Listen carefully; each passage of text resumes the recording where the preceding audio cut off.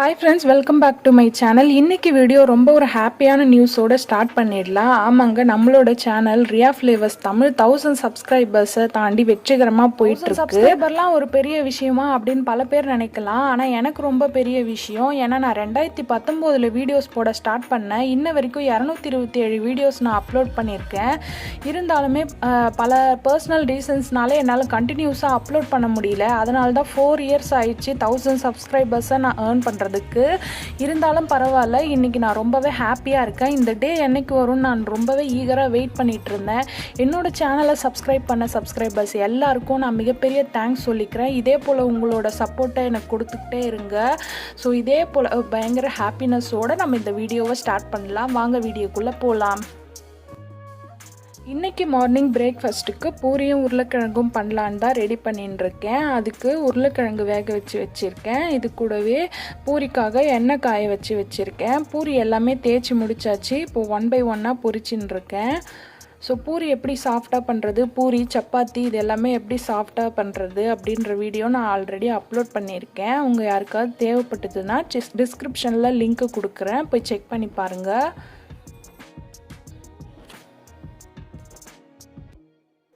இப்போ எல்லாமே தயாராகிடுச்சு. பூரி கிழங்கு பண்ணியாச்சு. ஸோ கிழங்குல பார்த்திங்கன்னா நார்மலாக செய்யாமல் கொஞ்சம் இந்த கடுகெல்லாம் போடாமல் பட்டை, கிராம்பு, ஜிஞ்சர் கார்லிக் பேஸ்ட்டு, மசாலாஸ்லாம் கொஞ்சம் போட்டு நான் பண்ணியிருக்கேன். ஸோ கொஞ்சமாக தான் பண்ணியிருக்கேன். ஆல்ரெடி டின்னருக்கு பண்ணதும் கொஞ்சம் எக்ஸஸ் இருக்குது. அதையே நாங்கள் வச்சு பேலன்ஸ் பண்ணி இன்றைக்கி பிரேக்ஃபாஸ்ட்டு முடிச்சுடுவோம்.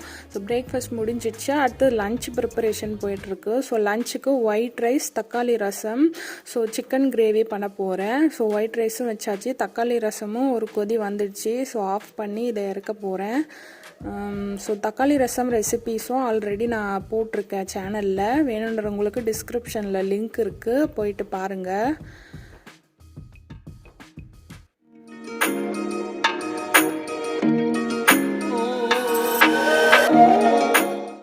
ஸோ காலையில் சமைச்சதுலேருந்து பாத்திரங்கள்லாம் கொஞ்சம் வாஷ் பண்ண வேண்டியது, அது எல்லாத்தையுமே கழுவி வச்சாச்சு. ஸோ எப்போவுமே ஒரு வேலைக்கான பாத்திரத்தை அப்பப்பே நம்ம கழுவிட்டோம்னா பெருசாக சிரமம் தெரியாது.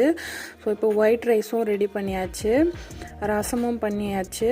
ஸோ காலையில் பண்ண பூரியும் கொஞ்சம் எக்ஸஸாக இருக்குது, அதுவும் வச்சுருக்கேன். அடுத்ததாக சிக்கன் கிரேவிக்கு ரெடி பண்ணிட்டுருக்கேன். ஸோ சிக்கன் கிரேவி வந்து எப்போவும் யூஸ்வலாக ஒரே மாதிரியே பண்ணி போர் அடிச்சிச்சின்னு சொல்லிட்டு ரெஸ்டாரண்ட் ஸ்டைலில் இன்றைக்கி செய்து பார்க்கலாம் அப்படின்னு எல்லாத்தையுமே ரெடி பண்ணிட்டு இருக்கேன். ஸோ அதுக்கு 5 வெங்காயம், 3 தக்காளி எடுத்திருக்கேன். ஸோ வெங்காயத்தை வந்து பொடி பொடியாக நறுக்க போகிறோம், தக்காளியை அரைச்சிக்க போகிறேன். ஸோ அதுக்கு அடுத்தது வந்து இது எல்லாத்தையுமே சாப் பண்ணிவிட்டு பார்க்கலாம். ஸோ இப்போ எல்லாத்தையுமே சாப் பண்ணி வச்சாச்சு. தக்காளி, கொத்தமல்லி, சிக்கன் 1/2 kg வந்து மஞ்சள் தூள் போட்டு வாஷ் பண்ணி வச்சுருக்கேன். இது ஜிஞ்சர் கார்லிக் பேஸ்ட்டு, ஆனியன் எல்லாத்தையும் இந்த மாதிரி பொடி பொடியாக சாப் பண்ணும். உங்களால் எந்த அளவுக்கு பொடியாக நறுக்க முடியுமோ அந்தளவுக்கு பொடியாக நறுக்கி வச்சுக்கலாம்.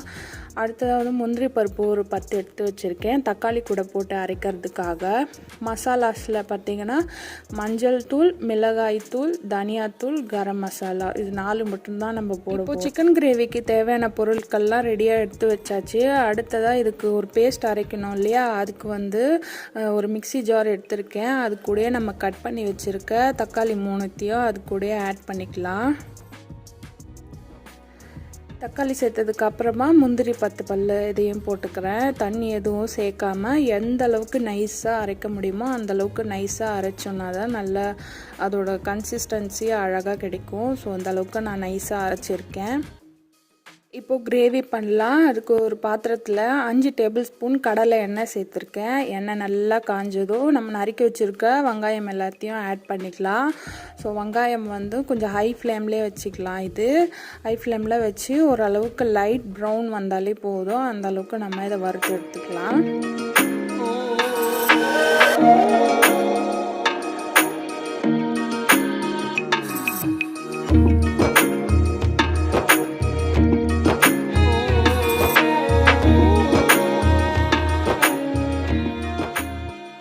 அளவுக்கு வறுத்தாலே போதும். இப்போ அடுத்ததாக இதில் ginger garlic paste 2 table spoon சேர்த்துக்கலாம். ஸோ இஞ்சி பூண்டு விழுது வந்து இஞ்சியோட அளவை விட பூண்டோட அளவு அதிகமாக போட்டிருக்கேன். ஸோ அதையும் இது கூடயே சேர்த்து நல்லா பச்சை வாசனை போகிற வரைக்கும் நல்லா மிக்ஸ் பண்ணி விட்டுக்கலாம். அடுத்ததாக மஞ்சள் தூள் 1/4 டேபிள் ஸ்பூன், தனியாத்தூள் 2 டேபிள் ஸ்பூன், மிளகாய்த்தூள் 2 டேபிள் ஸ்பூன், கடைசியாக கரம் மசாலா 1 டேபிள் ஸ்பூன். இது ஆப்ஷனல் தான். கரம் மசாலா உங்களுக்கு தேவைன்னா சேர்த்துக்கலாம், இல்லைனாலும் நல்லாயிருக்கும். அது எல்லாத்தையும் வதக்கிக்கலாம்.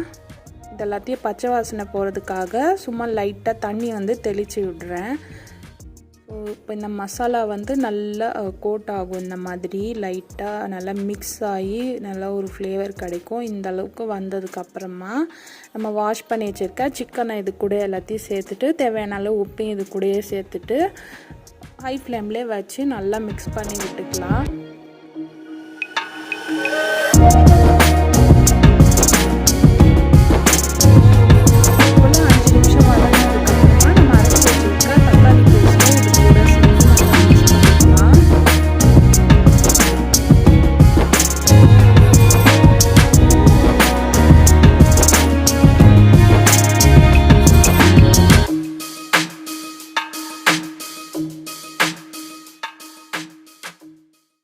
இந்த அளவுக்கு நல்லா வதங்கி வந்ததுக்கு அப்புறமா இதில் நம்ம ஒரு 200 ml தண்ணி சேர்த்துக்கலாம். ஸோ தண்ணி நான் மிக்ஸ் எலுமின தண்ணி தான் சேர்க்குறேன். அதே நல்லா மிக்ஸ் பண்ணி விட்டுட்டு லோ ஃப்ளேமில் ஒரு லிட் போட்டு க்ளோஸ் பண்ணிவிட்டு 10லேருந்து 20 நிமிஷம் வரைக்கும் நீங்கள் கொதிக்க வச்சிங்கன்னா சூப்பரான சிக்கன் கிரேவி ரெடி ஆகிடும். இது ரொம்பவே சூப்பராக இருக்கும். சப்பாத்திக்கும் ஒயிட் ரைஸுக்கும் ரொம்ப சூட்டபுளாக இருக்கும். ஸோ கண்டிப்பாக இந்த ரெசிபியை நீங்கள் ட்ரை பண்ணுங்கள். எப்படி இருந்ததுன்னு ட்ரை பண்ணிவிட்டு உங்களோட ஃபீட்பேக் என்னோட கமெண்ட் பாக்ஸில் ஷேர் பண்ணிக்கோங்க.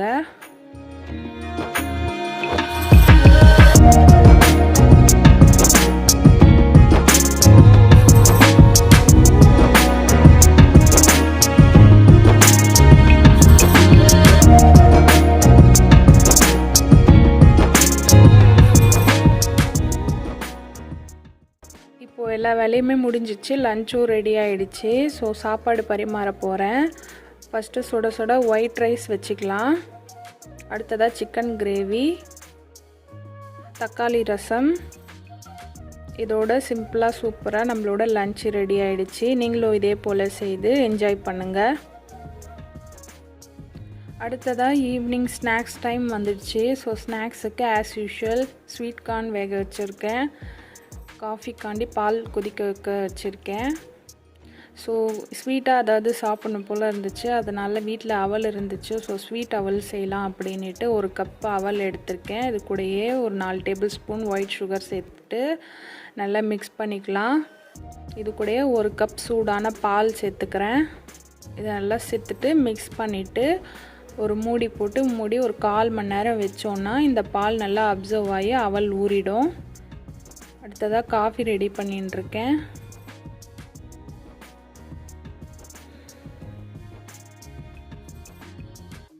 அவளும் ரெடி ஆகிடுச்சு. இதுக்கு தேங்காய் வேணும்னா சேர்த்துக்கலாம். நான் ஸ்கிப் பண்ணிவிட்டேன், எனக்கு தேங்காய் சேர்த்துக்கிறது பிடிக்காது. அடுத்ததாக வாசனைக்கு ஏலக்காய், முந்திரி பருப்புக்கு பதிலாக நான் பாதாம் சேர்த்துக்கிறேன். ஸோ ஸ்வீட்டான ஹெல்த்தியான ஒரு ஈவினிங் ஸ்நாக்ஸ் ரெடி ஆகிடுச்சு.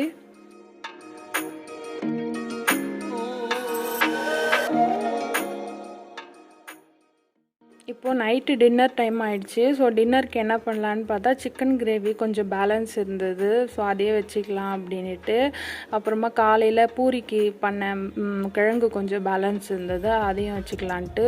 மீறக்கூடாது தான் கொஞ்சமாக பண்ணேன், அதுலேயுமா கொஞ்சமாக மீந்துடுச்சு. சரி அதையும் வச்சுக்கிட்டு நைட்டில் எப்பவுமே ரைஸ் சாப்பிட பிடிக்காது. ஸோ அதுக்கு எதுவும் சாப்பிடல, பேலன்ஸ் இருந்தது கொஞ்சமாக. ஸோ அதுக்கு மட்டும் தண்ணி ஊற்றிட்டா காலையில் ஏதாவது தண்ணி சாதம் மாதிரி அதுமாதிரி சாப்பிட்லாம் அப்படின்னு சொல்லிட்டு அதையும் வச்சுட்டேன். ஸோ இப்போ இது ரெண்டுத்துக்குமே சப்பாத்தி சூட்டபுளாக இருக்கும் அப்படின்னு சொல்லிட்டு காலையில் பூரிக்கு பண்ண மாவே பேலன்ஸ் இருந்தது, அதையே போட்டு சப்பாத்தி பண்ணியாச்சு. ஸோ ரொம்பவே சிம்பிளாக டின்னரும் முடிஞ்சிடுச்சு. இதோட டின்னரும் சாப்பிட்டு முடிச்சாச்சு. ஸோ இன்றைக்கி சமைச்ச பாத்திரம் சாப்பிட்ட பாத்திரம் எல்லாமே நைட்டு தூங்குறதுக்கு முன்னாடி வாஷ் பண்ணி வச்சுட்டா தான் நமக்கு நிம்மதியாக இருக்கும். ஸோ எல்லாத்தையுமே க்ளீன் பண்ணியாச்சு, எல்லா வேலையும் முடிஞ்சிச்சு. இந்த வீடியோவும் இதோட கம்ப்ளீட் ஆகுது. இன்றைக்கி நான் பண்ண ரெசிபிஸ் உங்களுக்கு எல்லாருக்குமே பிடிச்சிருக்குன்னு நினைக்கிறேன். ஸோ மற்றும் ஒரு புது வீடியோவோட பார்க்கலாம். தேங்க்ஸ் ஃபார் வாட்சிங். தேங்க்யூ.